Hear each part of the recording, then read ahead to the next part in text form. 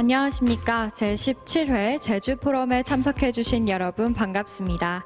지금부터 한-EU 전략협력의 미래, 지역협력, 경제안보, 그리고 가치외교 세션을 시작하겠습니다. Good morning, ladies and gentlemen. Thank you for joining us today for the future of Korea-EU strategic cooperation, regional cooperation, economic security, and value diplomacy. 본 세션은 동시 통역이 제공되며 통역을 원하시는 분들께서는 자리에 놓여있는 수신기를 착용해 주시기 바랍니다. 한국어 채널은 1번, 영어는 2번입니다. Simultaneous interpretation is available during this session. For service in Korean, set your device on channel 1. For English, set your device on channel 2.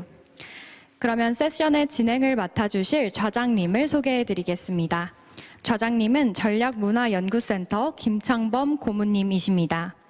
I would like to hand over the stage to Ambassador Kim Chang-bom, the advisor to Center for Strategic and Cultural Studies.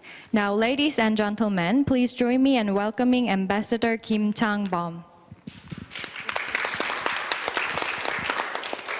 Very good morning, everyone. It's the first session of day 2, and day 3, right? Yes. And I'm very delighted to be a part of this panel discussion. I'm former ambassador to the European Union and Indonesia, Ambassador Kim Chang-bom, this morning's moderator for the session titled Future of Korea-EU Strategic Cooperation, especially focused on regional cooperation, proactive economic diplomacy, and the security collaboration. And I'm very delighted to join the session, especially with a splendid lineup of distinguished panelists, starting from my dear friend, Ambassador Delegation of the European Union to the Republic of Korea, Ambassador Maria Castillo Fernandez. Yes. And then next to her, Professor and Dean Kim Si-hong, Hankuk University of Foreign Studies, and also chair of Jang Monnet Center of Excellence. And he has been instrumental in convening this session together with the Minister of Foreign Affairs of the Republic of Korea. So I want to extend my warmest thanks to Dr. Kim Si-hong for his efforts to organize this session. And next to him is Ambassador Johan Dortvaart, this ambassador of the Netherlands to the Republic of Korea, and she'll be giving her contributions to these discussions, especially from the perspective of the Netherlands, EU member state. And then next to him, Dr. Hong Kyu-deok, professor of Sungmyeong Women's University, and he has been in the security arena for many years and also serving as Vice Minister for National Defense Ministry in Seoul. And recently he has visited Brussels as one of the special envoys to the European Union under President Yoon Suk-yeol's government. And lastly, this Mr. Christopher Haider, President of European Chamber of Commerce, Korea. He has been in Korea for many years, and he's almost like half Korean. I'm sure that he'll be giving us quite insightful inputs from the business perspective. So we are quite well lined up with various perspectives, from the diplomatic perspective to the business viewpoint. So I think that most of you might be well aware that EU and Korea are indispensable, like-minded, and natural partners. We will be celebrating the 60th year anniversary of our diplomatic relations between the European Union and the Republic of Korea next year. So it's quite timely and appropriate for us to think about and chart out a new path for the next decade to come, especially ahead of the 60th year anniversary of our relationship between European Union and the Republic of Korea. So I will start with each panelist opening remarks, maximum 7 minutes. I think that you have prepared quite a lot, so I think the 7 minutes might not be sufficient. But in order to have this session much livelier and interactive in its fashion, so I would suggest to you to have general comments and observation and some policy suggestions for the strategic cooperation between European Union and Korea up to 7 minutes. Let me start with inviting Ambassador Maria Castillo Fernandez, Ambassador of the European Union to the Republic of Korea. Floor is yours.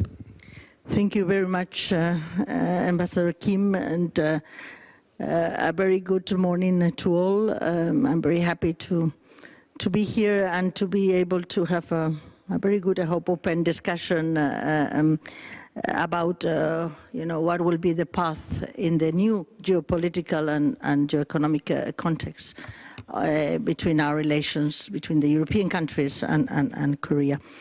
I have to start, and I cannot do it. I have to start speaking about this geopolitical context. I think we cannot forget that our relations are very much driven by that. And we were very well on the global path of recovery from the pandemic when President Putin decided to invade a sovereign country, Ukraine, last 24th of February, with no justification in an illegal way. And that made a big tectonic change in the geopolitical landscape, not only of Europe, but the whole world. And we have been listening to this in all the panels. I think that was, this is dominating geopolitics today and the whole Jeju forum. And this, because these consequences are not for Europe, are not for Ukraine, this is for the whole world. And as Ban Ki-moon put it yesterday very bluntly, this is certainly an illegal invasion and a blunt violation of international law and principles of equal sovereignty of states, territorial integrity, peaceful resolution of conflicts, and the ban of the use of force in international relations. So this has also, had an enormous impact in food, in energy, in the whole economy of Europe and the world, with an unprecedented number of refugees, 8 million going out of Ukraine and especially to Europe. And now we are 6 months of the war. And there is a new phase, I can say. Ukraine is pushing back, and this is important from the military point of view, from a political point of view, but also from a psychological point of view. We need these important moments. And the impact of sanctions on Russia's economy is having an impact, especially in high-tech sectors. There is a lot of discussion about this, but we do see an impact, but the situation is very challenging. And what is important that for Ukraine, for Europe, given the fallout of high energy price process, inflation, strain on public debts, so there is a tough winter lying ahead for all of us. Perhaps here less, but for Europe certainly a very tough one. And if we get through it, if we address the energy crisis, we keep our unity in Europe. And the military balance also continues to shift on the ground. The next sprint, both for Ukraine and for Europe, will be better strategically. So these next months are decisive. And this also, has an impact in our relations with every country, but also with very close partners like Korea. So we have been, Korea and Europe, on the same page as Foreign Minister Park said yesterday evening. He also said the European Union is an essential party if we are building a coalition of like-minded partners, and the commitment of Korea to defend universal values and international law. And that is something we certainly appreciate. Today's world is one single theater. I say it very often. What happens in Europe today, it can happen here tomorrow. We have seen increasing regional tensions all over Asia, Southeast China Sea, Taiwan Straits, and Korean Peninsula. So, and that matters for Europe's security as well, very much so. So we have to find solutions of global nature. Ban Ki-moon also mentioned that today. No country can do it alone. Korea cannot do it alone. So that is what I am going into, is to say that the partnership of European Union countries and Korea is certainly much more important in this geopolitical and geoeconomic context, because we need to face all these challenges together. And as like-minded partners and partners who share the same values, who defend the same values and promote international rule-based order, we need to stick much more together in these times. And these are principles that are already in our European Union Indo-Pacific strategy. My colleague, the Netherlands ambassador, Netherlands has also an Indo-Pacific strategy. We are very happy that Korea is also, preparing the Indo-Pacific strategy, because that gives us a framework for all this more closer cooperation. We are all already doing a lot in the Indo-Pacific, but this is the political commitment, a recommitment. I will always say it's cooperating further, upgrading our partnerships, and this is the moment to do so. And we are all preparing the frameworks for that, which is important. Korea and Japan, ASEAN are very key partners in this Indo-Pacific strategy. And it's a value-driven approach. This is cooperation beyond geopolitical divides. This is not about north-south. This is about, making, improve our relations, strengthen our relations with reliable partners, supporting regional stability and prosperity in the whole region. Korea is a priority partner for this Indo-Pacific strategy, very much so. And in this context, what can we do together in the next year or so? I think from a European Union perspective, first and most important, a global partnership, a partnership of values. I mean, this is what we really need to stick together and defend, because there is a lot at stake today, a lot at stake. So values, global partnership, protection of effective multilateralism, values-driven approach, safeguarding the international rule-based order. I am repeating this all the time, but I think this is the key issue we have at stake today. And this is about not only United Nations, this is about WTO principles, and therefore that is very important for industry and business, and Christopher can say a bit more about that, so important. This is about non-proliferation regime, which is all at stake again, with the threats from the north and from other countries. So this is about health, WHO, and how we deal with health together, and this, of course, about climate and all the Paris Agreement and all the agreements we have, because if we sign now an agreement and we know that tomorrow is not going to be valid because no one cares and no one is going to implement it because they think they have the right to not implement what you sign, then what kind of order we are now? So this is very important, and that goes with the global pivotal state that Foreign Minister Park Chin is always promoting, and this is part of the new foreign policy now of the Yun administration. So what we want to see now is that we go beyond words and declarations. Let's do things really together, and let's see the difference, and let's have a Korea which shoulders responsibility with us in the international stage in many of the challenges that we face. And with responsibilities also come costs. So, the sanctions we've put in Korea, they defend against Russia, the defense of international rule-based order is having a big cost for Europe. And we're in an enormous energy crisis and economic crisis, so, but that comes with a cost, and we have to be ready, and business also have to be ready to take these costs as well. That is the one big area. The other one is of course, we are trying to get out of the pandemic, and our recoveries have to be green and digital. There's no other way. There's no plan B. So green partnership, digital partnership are very key, and you will see that we are working very closely for those. And those are very large. This is cooperation on a very big area. It goes on the green side from energy security, renewables. Korea needs to increase the stake of renewables. There's no way other.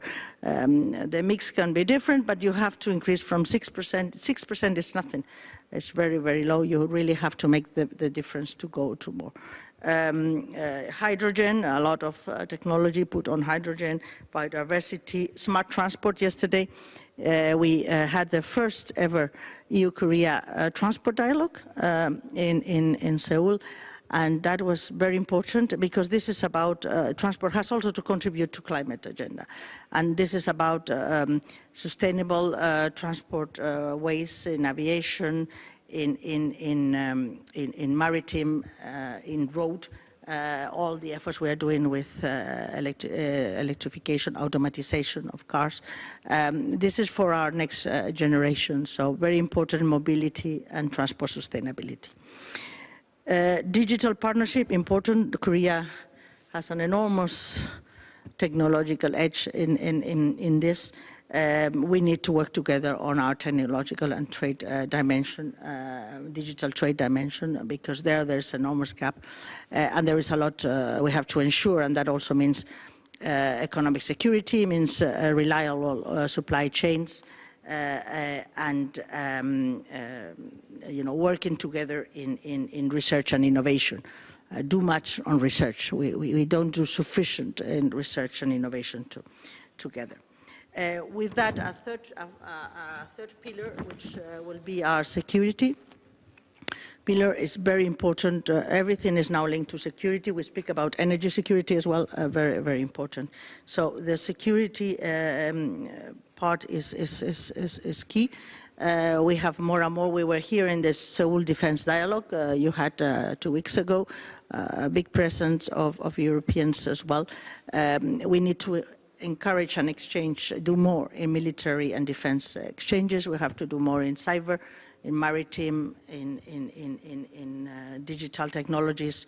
And that means also supporting you in every possibility in the peace on the Korean Peninsula. We don't need other spots, and we need to start finding ways in the current very difficult situation with all the threats that are coming. We need to find ways to talk to each other. Otherwise, this is not possible. So, with that, keeping in mind that when we push these things, we have an enormous trade and investment relation, which is there, very. We are the first investor in Korea before Japan and the US. Everyone tends to forget, but Europe is one single market, so we are all together. Also, we have so much potential in our trade relation with our FTA as the rock of that trade and investment links. We have so much potential now in digital, in the new green agenda for business. The business are the ones who are going to lead that agenda, which is certainly very, very important. So with that, just to say that we have to stand strong, united, that the threats are for all of us, and that there is a threat in our values, in the international order, in our prosperity. We can and we must work together. We have to do it. Now there are more than 100 days in the administration of President Yoon. It is time perhaps to put substance into all the declarations, and we are ready to walk the path together with Korea. And let me end with words from van der Leyen yesterday also at the Union speech in the European Parliament. He says we need to invest in the power of democracies and work very closely with a core group of like-minded important partners to deepen and strengthen democracies and values around the world. So hope we can do that with Korea. Thank you so much. Thank you. Thank you, Ambassador. She has well covered the whole aspect of EU-Korea partnership. I don't know, the rest of the panelists might have some difficult times in giving extra inputs and insights to the discussions, but I think that she has well pointed out some of the salient features of the future cooperation, starting from partnership for value and democracy, and green and digital partnership, security and defense collaboration in both traditional and non-traditional securities, and last but not the least, trade and investment expansion. I think those are the 4 points that were well emphasized by Maria.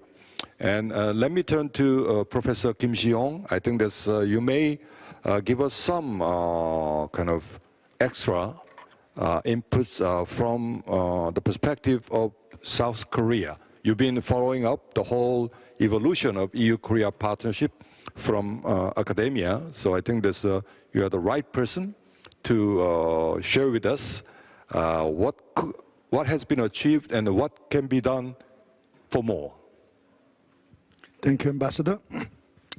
I teach Europe and European Union in my university, and since I am learning also EU Center at my university, and this is funded by the European Union, normally I defend European Union so far when it comes to any conference, etc., etc. But today, probably I have to more defend viewpoint of Korea, no? How current administration Yoon Suk-yeol look over the particular bilateral relations between European Union and Korea, and what will be done in the years to come. First of all, a little bit reflection of my personal viewpoint. Some 15 years ago, when there was a negotiation on the Korea-EU FTA, at that time, the economic interest prevailed to both parties. Still, some analysts pointed out that, yes, Korea with European Union doing some agreement would be some prestige building, while Korea is not yet same level with European Union. Therefore, beyond economic cooperation, it will unlikely extend to security and other areas. But when we heard from last night Foreign Minister Park Jin, we have known that the positioning of current Korea is almost top 10 in the world. And I think that from many member states from Europe, they are asking to cooperate more in detail with South Korea as of now. I think that is quite advancement. Looking back upon a little bit on the past, 10 years ago, I mean 2013, when there was a 50th anniversary between bilateral relations, we really celebrated, even in Brussels, when Ambassador Kim Chang-bom was there as a Korean envoy. We celebrated that with quite positive spirit.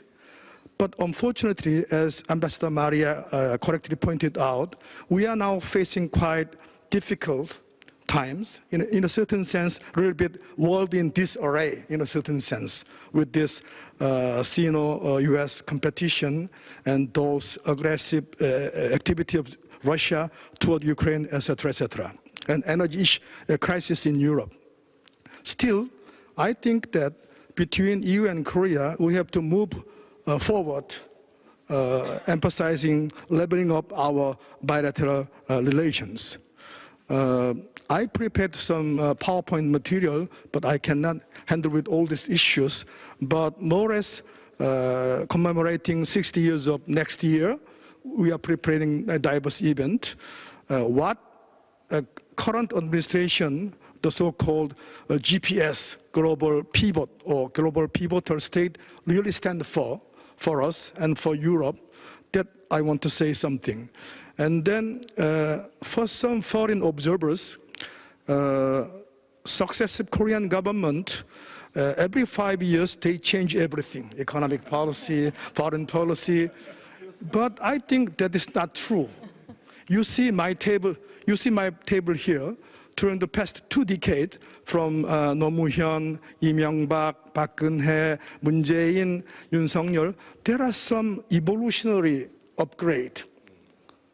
Yeah, sometimes we are more focused upon North Korean Peninsula, but somehow we are dealing with Northeast Asia, peace building in the Korean Peninsula, and thereby moving to a spillover to other areas. But interesting to know is that current administration, with the upgrading our status in the global arena, correctly presented the so-called global pivot state agenda.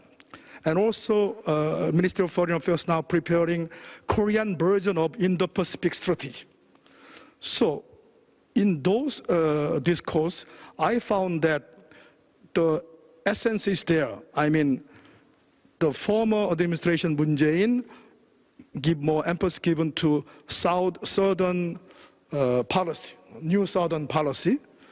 And currently, that is not really abolished. I think a little bit NSP plus upgrade of that policy is now ongoing. That is Korea Indo-Pacific strategy is preparing. Therefore, there are some evolutionary upgrading our foreign policy instrument. That is my argumentation. And yes, a topic of our session is strategic cooperation.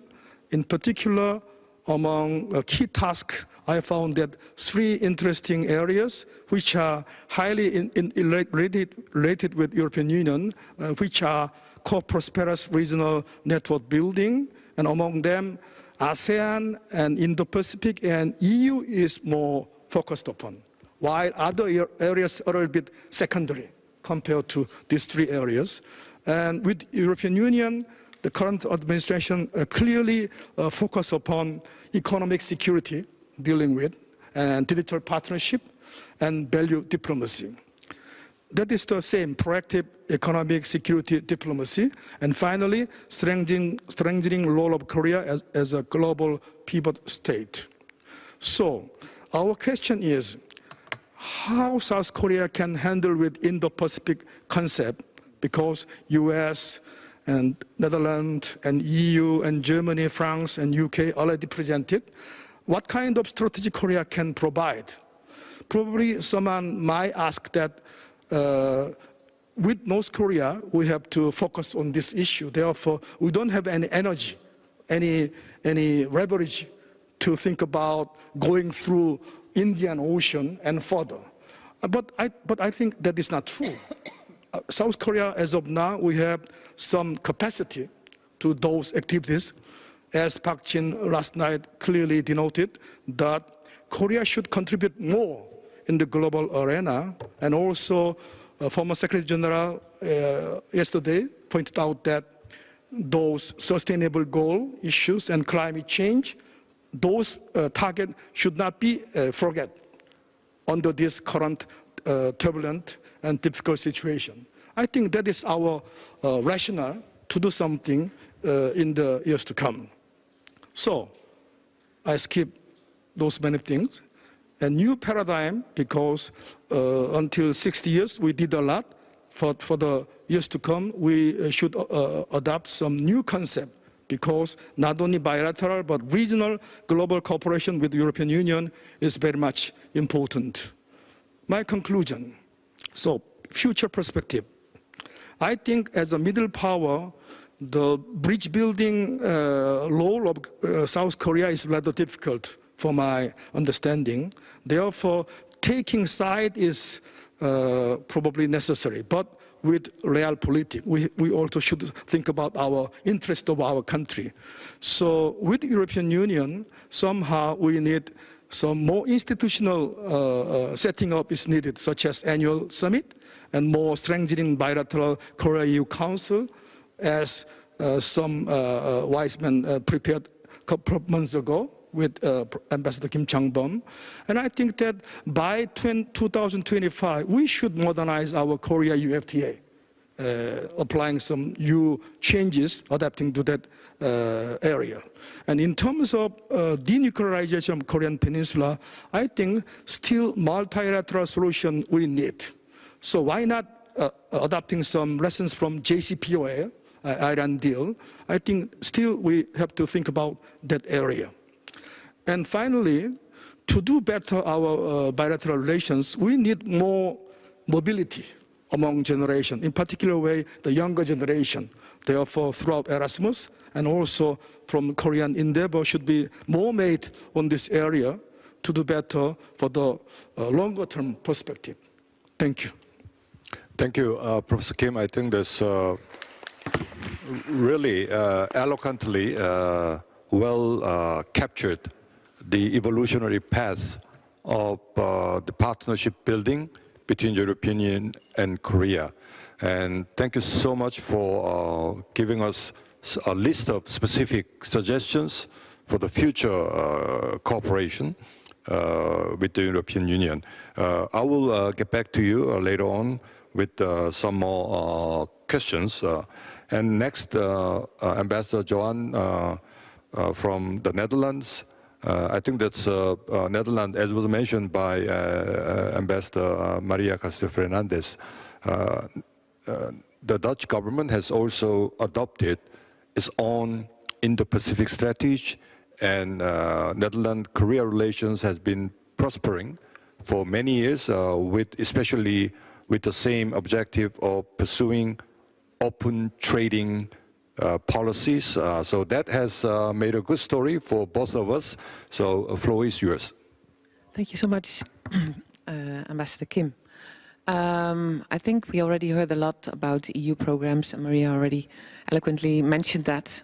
So the EU institutions, they have that program with Korea, but they're fully supported by the member states. And my next 5 minutes will be about the bilateral focus that we have, reinforcing the framework set out by the European Union. So the next few minutes I will tell you about the Dutch focus in our relationship with Korea, focusing on proactive diplomacy and economic security. So the Netherlands sees Korea as like-minded, with a high-tech industry and dependence on international trade.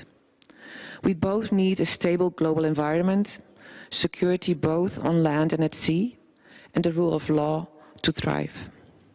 At the same time, neither of us are great powers. This means the Netherlands and Korea have a history of being active on multilateral level, and we meet each other a lot in these multilateral scenes. The Netherlands and Korea are looking for a closer partnership on economic and emerging security areas. We can base this on converging interests and cooperation in the semiconductor sector, where the Netherlands and Korea really need each other. Just to mention Samsung, SK Hynix and ASML. But we cannot see economic security issues separate from challenges in other high-tech areas. They must go hand in hand. For example, we cooperate closely on cybersecurity, on the operational level, but also, for example, through joint organization of regional capacity building courses. And these aim to increase knowledge of application of international law in cyberspace amongst countries in Southeast Asia and Central Asia. And we are also looking forward to have a first dialogue on security in outer space with Korea this year. And it would be interesting to explore the possibility of similar cooperative regional capacity building efforts in this field. And the Netherlands and Korea can also work more closely in the multilateral arena, for example, in implementing the UN resolution on principles on the responsible use of outer space. And moreover, the Netherlands is launching a ministerial dialogue on military applications of AI technology. We are working towards holding an international meeting in the Netherlands early next year, and we are hoping that Korea will join us as an important partner in this process. So based on these principles, I think it's clear where the strengths of our countries converge. I believe the Netherlands and Korea can and must work together to develop rules and norms for common global goods in a fast-changing environment. A lot of challenges and opportunities are related to new and emerging technologies, so we must optimize our technological cooperation in those sectors. And now let me turn towards your question about regional network building. Earlier this year, the Netherlands Embassy, together with the French, German and EU delegation, have been proactive in fostering dialogue to explore synergies between the European and the Korean regional policies. So this was indeed a roundtable on the Indo-Pacific. And we must and will continue those efforts while looking forward to the elaboration of Korea, the new Indo-Pacific strategy. And I think this dialogue must involve not just MOFA, but also development agencies and expert communities. And I would be also interested in connecting the Korean and Dutch embassies in the region in that sense. And already we can see areas where Europe and Korea can work together. I'm talking about topics such as sustainable development, climate change prevention and adaptation, public health, and human rights issues. So to conclude, let me just share that we share an economic relationship for we celebrated 60 years last year, bilateral relationship. We have a very strong trade economic relationship, and right now we are in a phase of transforming a more closer and expanding that to a more political cooperation with Korea.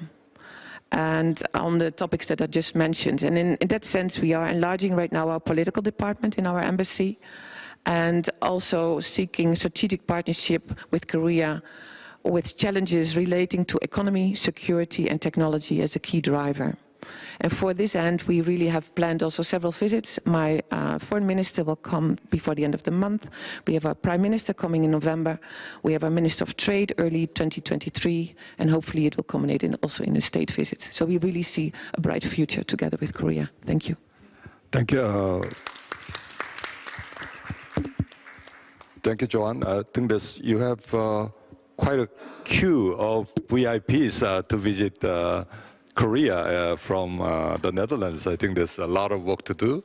And you have well illustrated some of the key bilateral components of our relationship. Thank you so much for putting Dutch color and Dutch focus on the EU-Korea partnership. And next, let me invite Professor Hong for his experiences and perspectives, especially, as I said earlier, he has visited Brussels as one of the special envoys sent by newly inaugurated President Yoon Suk-yeol in early part of June, I believe. Yes, so floor is yours. Thank you, Mr. Ambassador. Thank you very much, for everyone. I'm very much honored to be here to discuss my thought with the disengaged panels here, and then I believe that the President Yoon Suk-yeol and his advisor team is very, fully understand that why they need to turn to EU and make a shift to, the kind of the next level. His advisor, National Security Advisor Kim Sung-han and Kim Tae-hyo, who fully understand as well that it is almost time for us to, move forward to next level, which is, the security cooperation. For so long years, I think, the Korea, the EU relationship was considered as a, the trade-based relationship. But I think we have to move forward to security cooperation. So I think that's why the Yoon Suk-yeol, President Yoon Suk-yeol, sent his team to special envoy to EU, and then we spent the Brussels and Strasbourg and Paris. We had only stayed 4 nights, but we had 14 meetings, so quite a busy schedule. But we are very much impressed, and then we are very much welcome. And then so we got a lot of tasks and then the challenges. It's a good opportunity for us to recognize ourselves. So we learn through the EU's good response, and then we got to to have some future together. So we are now planning very well about how we can build up the Indo-Pacific strategy. Someone already, previous panels mentioned about that. We are supposed to complete our Indo-Pacific strategy by the December, the early December. So we don't have much time left. So we are very much working to read, study hard to read all the Europeans, I mean the EU's version of, the Indo-Pacific strategy, including Dutch one. So there are three areas, to focus on for us.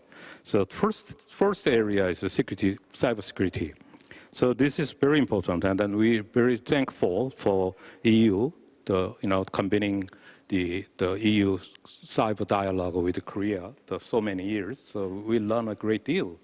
And then also so we are just admitted as the new member to NATO Cooperative Cyber Defense Center of Excellence.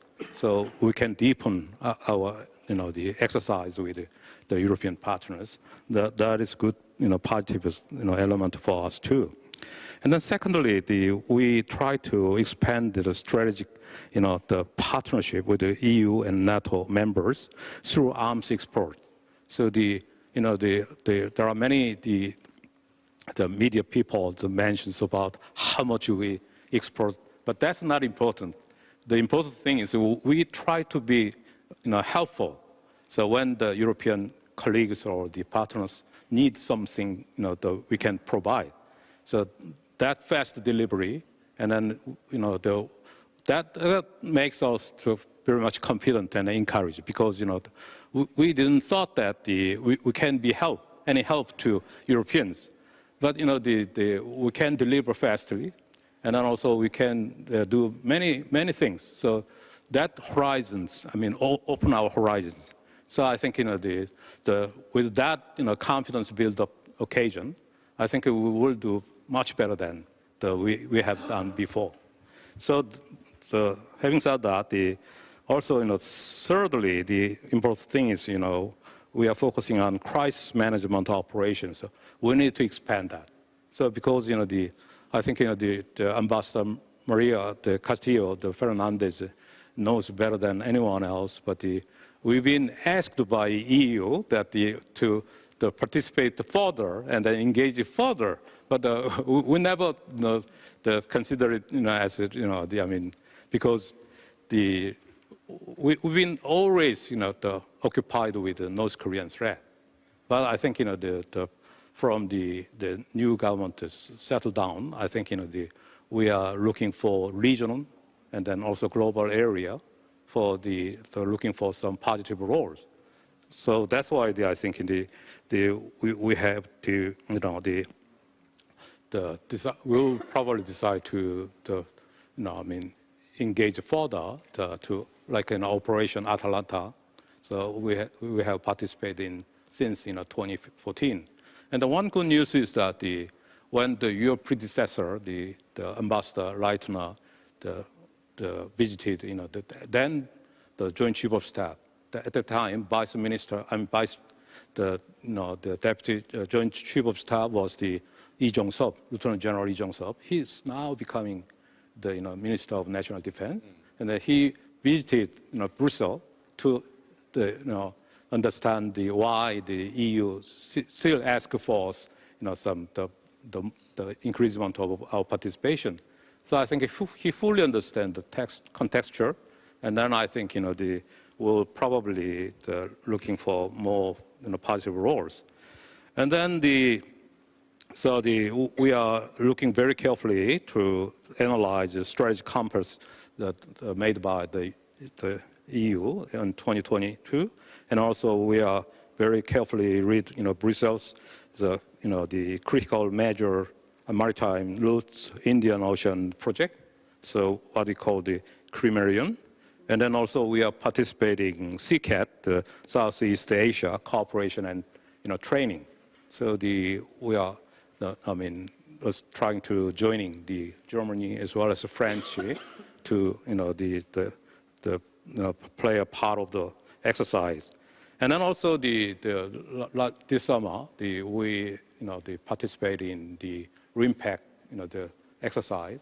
So American colleagues are very much surprised to know that we are, among 26 participants, we are sending second largest number of the troops, and then also the three, the frigates, the Aegis, and then destroyers, and then KX-2 destroyers, and then also the submarines. So we are increasing, slowly and slowly, so our role.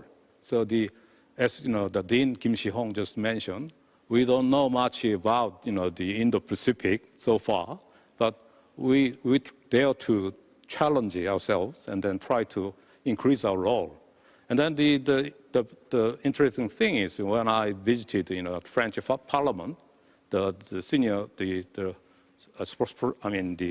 leader, Mr. Lahse, just told us that he has a special favor for us. So I was wondering what he said, but he told me that is there any way we can open up the Consul General's office in South Pacific? So that was very, surprising, the request. So we realized that, whenever we made a decision, whenever we, try to find some role, there must be some consequences because, every decision, every behavior we make, that we are very keenly, closely watched by China as well as North Korea, DPRK. So I think, that's why whenever we make a decision, we will probably discuss this issue with, our strategic partners of EU and NATO. So that's what we learned from this, trip to EU Brussels and then the, Strasbourg and Paris. I'll stop here. Thank you. Thank you. Yes. I think that we are very enlightened by Professor Hong's own sharing of his travelogues to those capitals in Europe. I think that he has briefly mentioned some areas of further cooperation, especially in defense and security arena between European Union and Korea. And our last panelist, but I think the most important, because he's representing the business sector. So, Christoph, maybe you could enlighten us on the business perspective of the EU-Korea partnership. Yeah, thank you very much. I think I'm not the most important here in the group, but yeah. So thank you very much. Also happy to be here. As Chambom said, I'm Christoph Heider. I'm president of the European Chamber of Commerce in Korea. That means I don't know much about politics. So this is where we had the experts here. So I'm representing European business here operating in Korea towards the Korean government. And we reconcile our directions with the European Commission / EU delegation, with after Secretariat here representing Korea by the Swiss Embassy, by the Norwegian Embassy, and also not forget United Kingdom. Yeah? So this is what we do, what we work.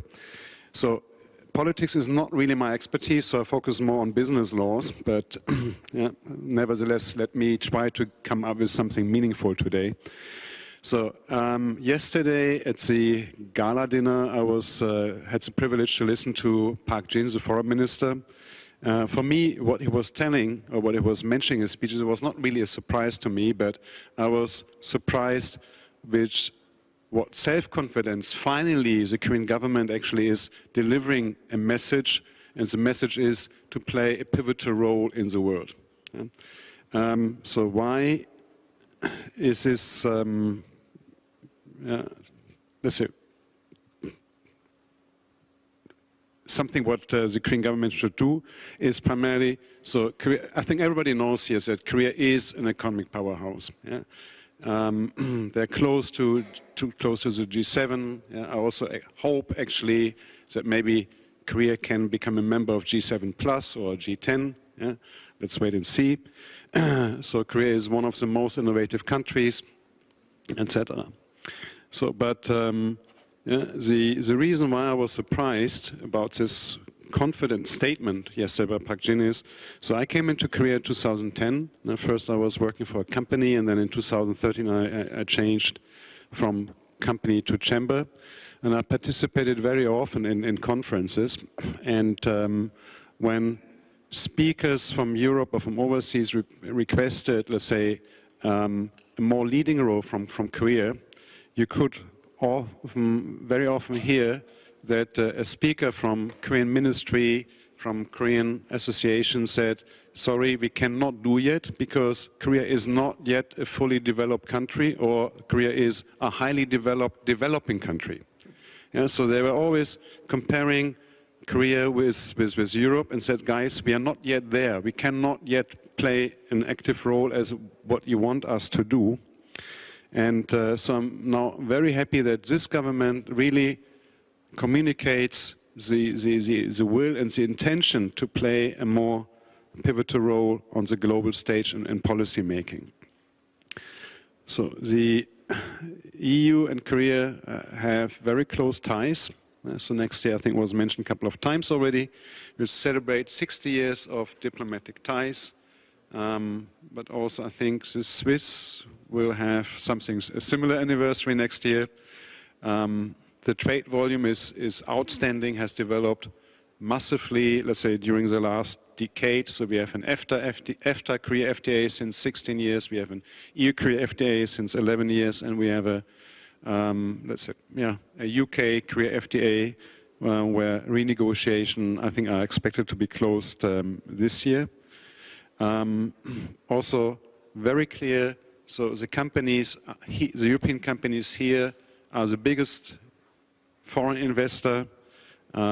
Products are highly, products and services are highly evaluated, appreciated by Korean B2B and B2C consumers, customers. The same is true for B2B and B2C customers in Europe, so they appreciate the good quality of Korean technology, etc.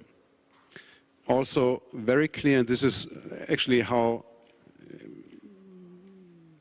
it demonstrates very clearly how interconnected our economies are.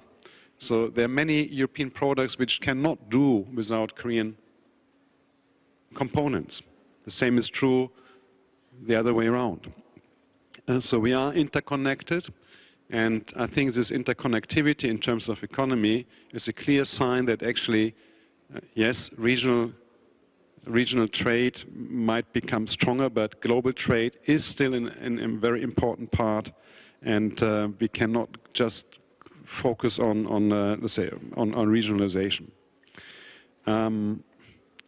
Regionalization will definitely improve. Let's say will play a more important role, also because we have now this Regional Comprehensive Economic Partnership Agreement, RCEP.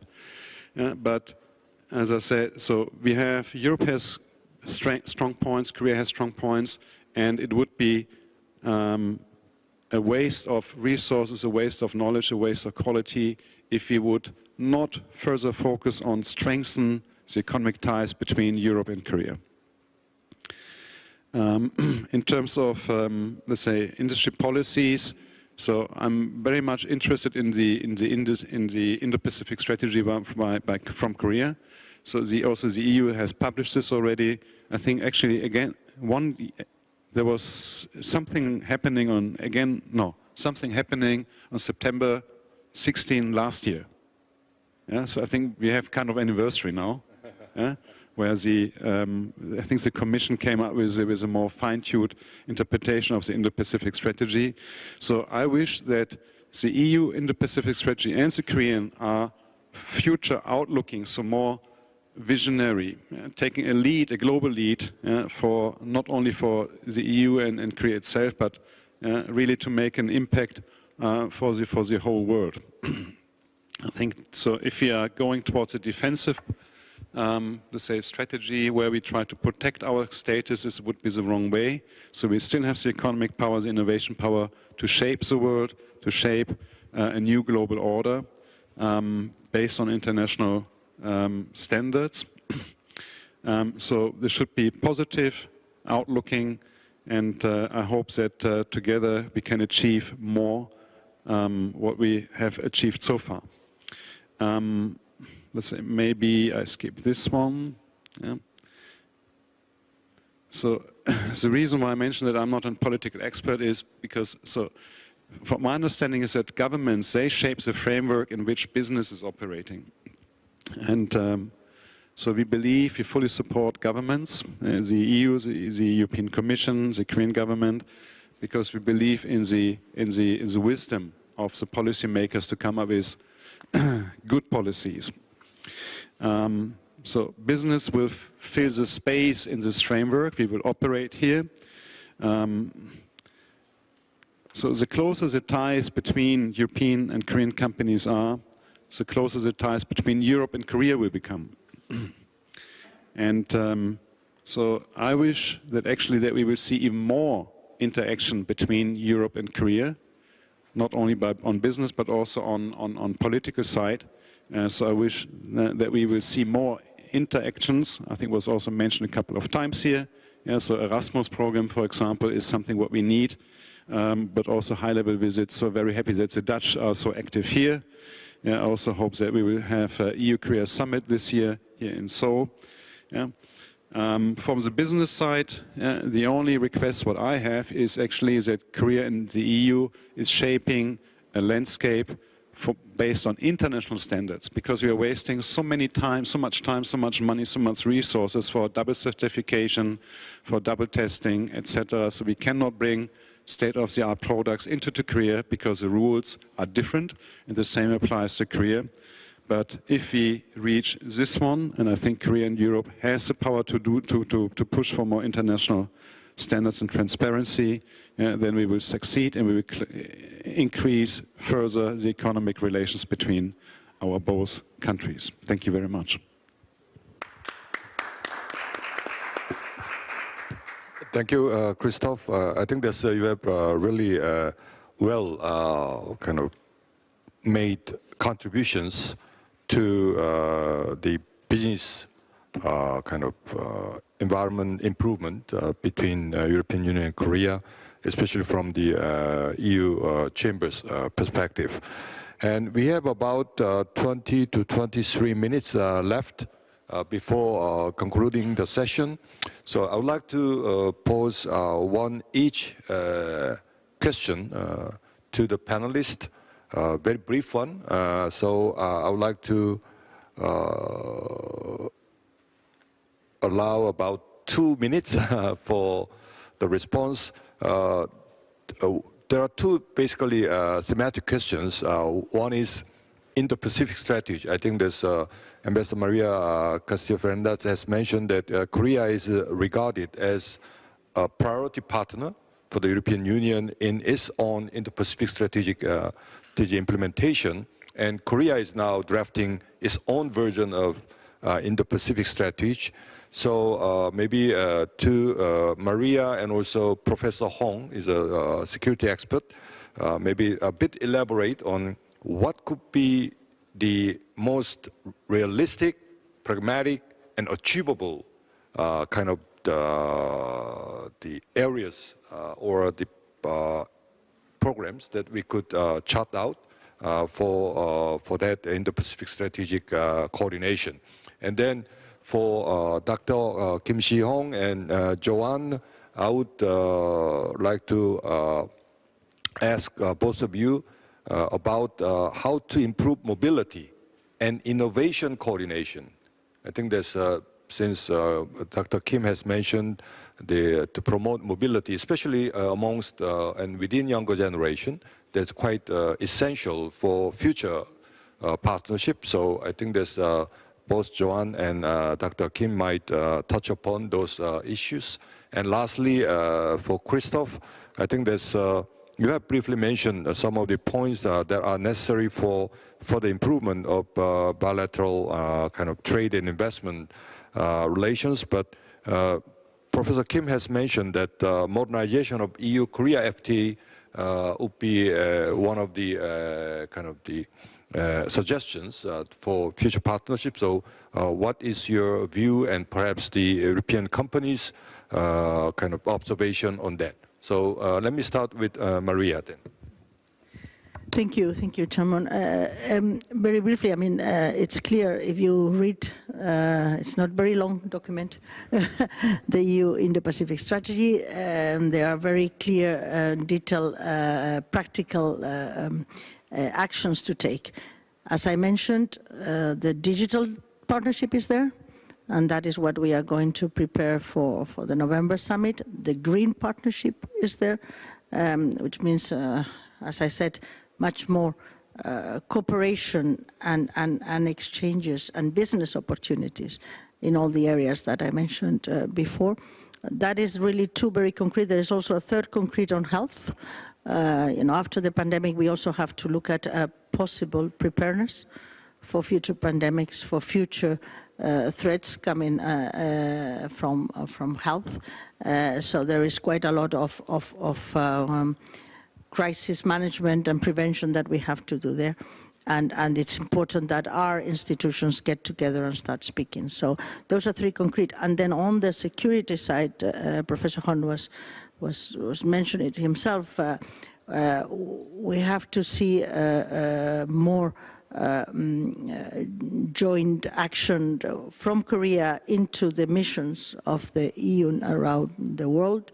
We want also to have much joint presence. You will see maritime presence of ships and from EU countries, because when we speak about security, this is about European countries putting together their security forces and therefore are present. This is about freedom of navigation of waters. More than half of our trade comes through these waters in Asia, so we have a big stake of this to be stable and have some regional security stability. So that is why it's important. We had frigates from Germany, from France. Joanna, did we had also from the Netherlands? I think so.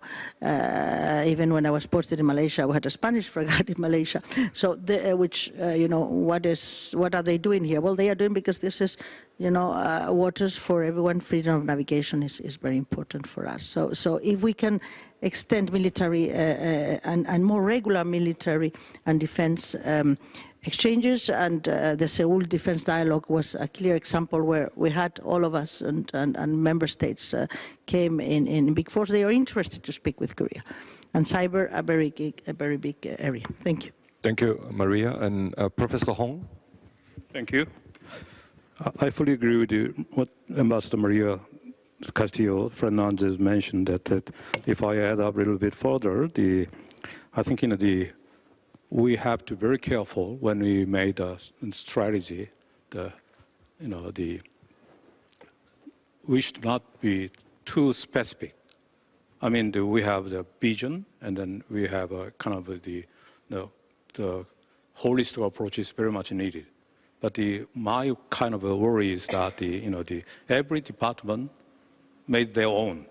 So the Joint Chief of Staff and National Defense made their own without consulting enough with the other branches of the office. So, of course, the Ministry of Foreign Affairs had a responsibility to read everything, but there are some control tower needed. So I think it should be integrated. So that's my kind of advice. And then also when we you already fully aware of the Kim Jong-un's the September 9th announcement on the nuclear first policy to make a law. So everybody is looking for some the extended deterrence. But even what we call, we agree that the extended deterrence is important. That should not be the United States only, because integrate deterrence means we should invite all the strategic partners from all over the world. So I think the EU and NATO must have their as a stakeholders to try to contribute in making some peaceful environment in this particular area. So I think if we change the angles from the Korean peninsula, we should ask them. And then also, it should not be the government-only process. We have talked to the civilian side, and then also we have talked to, like Geneva-based DCOP or the Geneva-based a lot of institutions, and then also many 1.5 or 2 tracks. So we got all the I think the wisdoms to get together. So I hope this is very challenging, but we got to be very specific. But on the same hand, I mean, we should be, the kind of the future-looking, including vision and strategy together. So I may ask too much, but that's my advice. Thank you. Well, thank you so much. And then, Joanne, for mobility and innovation, yes. Mobility, innovation. Just a brief word about Indo-Pacific. So the Dutch, because you might think, okay, all these European countries develop. Our was really focused on having a European Indo-Pacific. So knowing that indeed France and Germany were busy, I mean, we saw the importance of this region for our trade. So the whole exercise of having these Indo-Pacific guidelines, we call them, was really targeting to get our European partners together, because we know as the Netherlands, it's not enough. And together we are more stronger. And indeed, it is an integrated approach. So it's really with defense, with environment, because it involves climate change. And right now, indeed, our Ministry of Defense has decided every 2 years there will be a frigate coming here to the Pacific. So, I mean, the Netherlands was here last year. It was COVID time, so it was difficult to get a lot of attention for that, but they were here.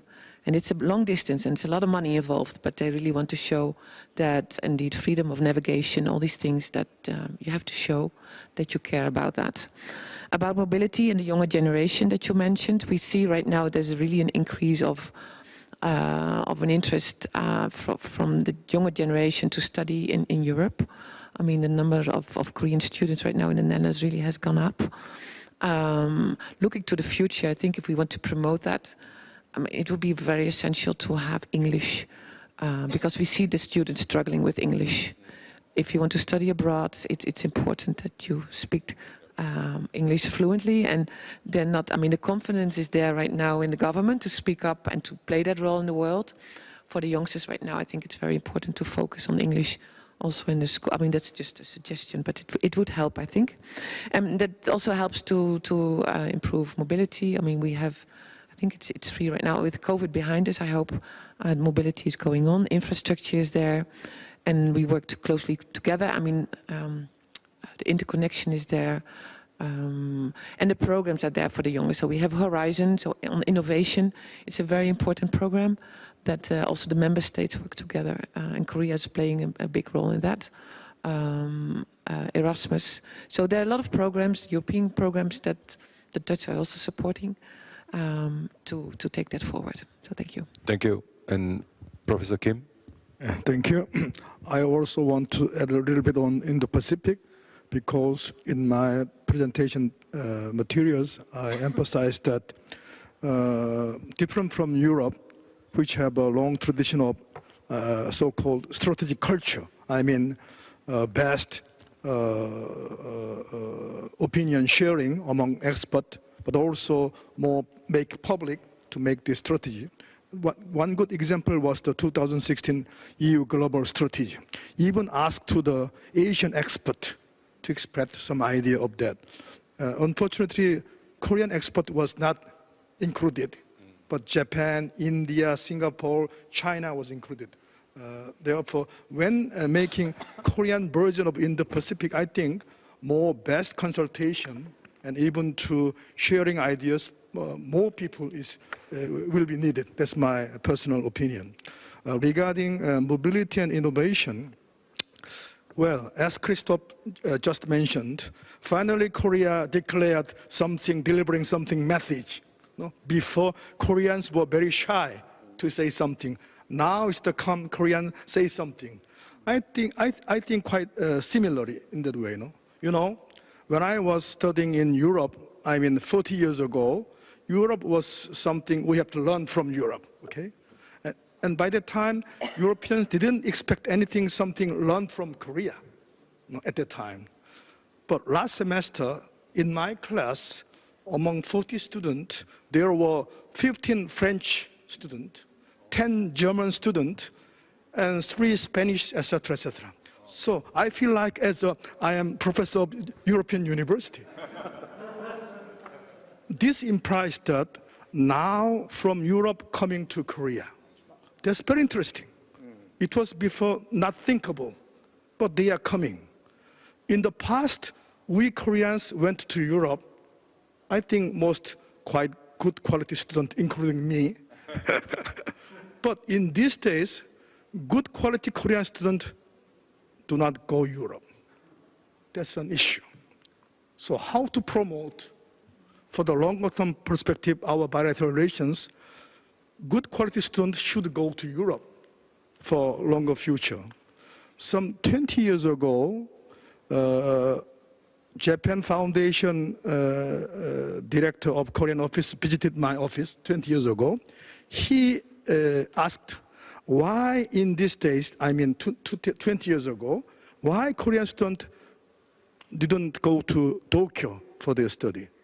So I responded to him, yes, many of them go to United States, to Beijing, and probably to London. Then what else you can do? Probably you provide more scholarship to our students. It's not unique way of solving issue, but one of them. No? Somehow we need new programs.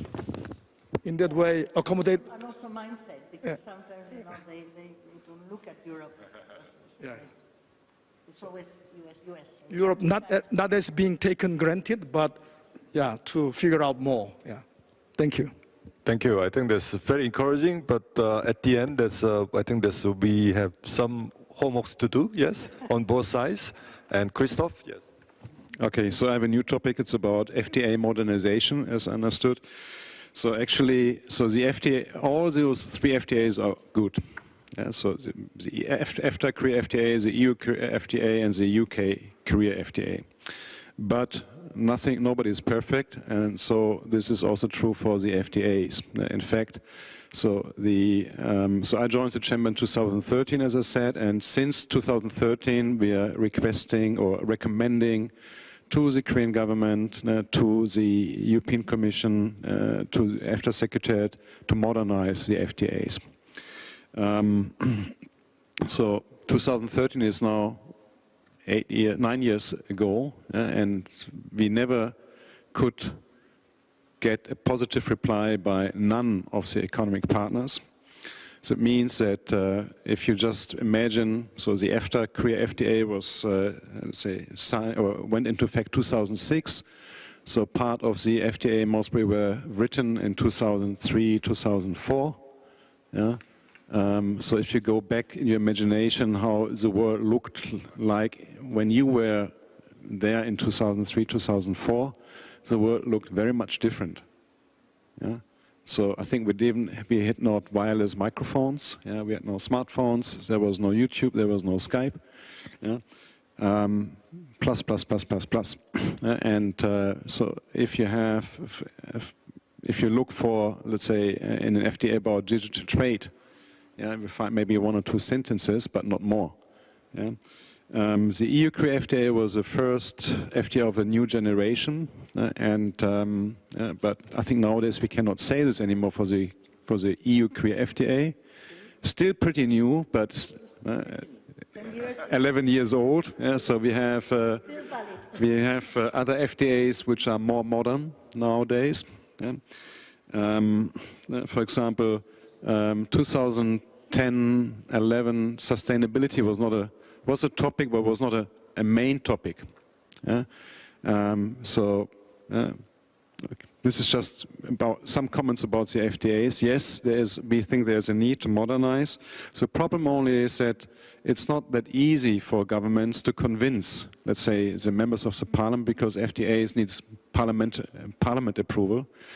And so I don't know how to reach this, because in the last couple of years we see actually a trend that parliamentarians, well, it's not always easy to get an FTA approved by a parliament. Let's maybe put it this way. Yeah, so personally, I'm not so optimistic that parliaments will approve a revised FTA, a modernized FTA, yeah, but it is definitely necessary. Yeah, or the other option, of course, is that that the function of the WTO is strengthened. Yeah, so that we get rid of all individual FTAs and move to a global order. But I think this in the past was not realistic. This is why the FTAs were actually implemented, or that's why countries came up with FTAs. But I definitely see a need for modernization. Thank you very much. Thank you. I think there's, we have about 5 minutes left. So let me kind of invite anyone from the floor to pose a question to the panelists. Yes, there's one. Yes, just I think there's one will be enough. I think that we have just and then two. Yes, just two will be okay. I think for this 5 minutes. Hi, good morning, everyone. My name is Mason Ritchie. I'm a colleague of Professor Kim Ji-hong at Hankuk University of Foreign Studies. And first of all, I just want to completely support the point that you made about increasing scholarships for the mobility dimension. I mean, money talks, and I think that's absolutely right. So I'm sorry for being late in person. I was actually listening and watching while I was having breakfast. So I did hear everybody's remarks, and so that's why I'm giving myself the right to ask this question. Because basically it goes to something that most of the panelists referred to in some way or another, and that is the South Korean Indo-Pacific strategy. And so my question is very simple. What do you think should be the geographic scope of the definition of the Indo-Pacific in this Indo-Pacific strategy? Our colleague at HUFS, Park Jae-jok, last week at the Seoul Defense Dialogue actually brought this question up, and I don't think got a particularly good answer. How broad should it be? Should it be from East Africa all the way through to the middle of the Pacific? Should it focus more on, India and to the east? Should it focus more on the Pacific side, more on the Indian Ocean side? How big should that scope be? And I guess I would ask that question notably to Professor Hong and Professor Kim from the Korean side, and then maybe if the ambassadors would be interested in saying what they think, from the European perspective, would be a useful way of thinking about the geographic scope of the Indo-Pacific for South Korea. Let me take one more question from the floor. That would be the last one. Just make it brief and here. And then the question, the first question will be, I hope, answered by. 제주 도민인데요. 저쪽에 미국 사람한테. I am a Jeju resident. Today, DPRK, regarding Russia, we are facing a war from Russia. And I believe what we want is peace, because we don't want to see another Korean war. This is tragic, and many people, including soldiers, were killed, and that is why many people don't really want to see a war. The question raised by the floor is, I think there's kind of the specter of war is looming larger than before when we are looking at the situation in Ukraine. I think that's probably the gist of the question. So I think probably Maria can respond to that. Yes, Professor Hong and then Maria. Yeah, thank you very much for the question raised from the floor. And then my answer is that we are still, in the making. But when you mentioned the geographical, the focus of Korea when we, making a Indo-Pacific strategy. I think, we have been discussing this issue a lot, many times, but my idea is, not exactly geopolitical. So when we, think of the important, the credential is that the element is that the mission. So we have to do something we can do for the regionally or globally. What we can do for others? What can do for making the region more safe place? So that's just, we are kind of looking for our roles and our capability to reach out. So that's why I think we cannot go the Gibraltar or some South America. So that's not we are focusing on. So whatever we can do, so we are capabilities assist our strategic partners to do something for making the peaceful world order, worldwide world order. Then I think we can try to do that. So that's my concept of I think we are new attitude is very much needed. So, but that doesn't necessarily mean that we are not giving up for the geographical distance. So that's I think we are kind of sharing with the advisor groups. Thank you. Yeah. Very quick question for Mason. Read out what Park Shin said yesterday. I think in our dinner he really put on what will be the foreign policy of Korea in a very clear. And when Indo-Pacific, he mentioned a lot Asian centrality. And I hope that it goes beyond ASEAN centrality, that it goes beyond ASEAN, because and not beyond and South China, Southern Policy Plus, that it really goes beyond and covers the wider region of the Indo-Pacific, because that is also about other countries as well that matter a lot to Korea. So we hope to see that there. On your question, sir, yes, unfortunately, we have a war in Europe. There are many people dying as we speak, even a lot of civilians, enormous amount of refugees.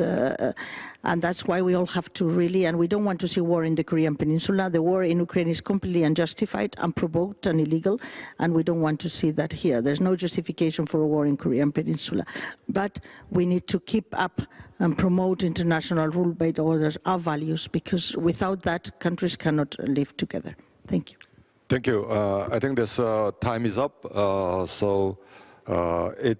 This morning's session is a good preview of what we'll be celebrating next year. I think there's quite a variety of perspectives shared with the floor and with amongst the panelists.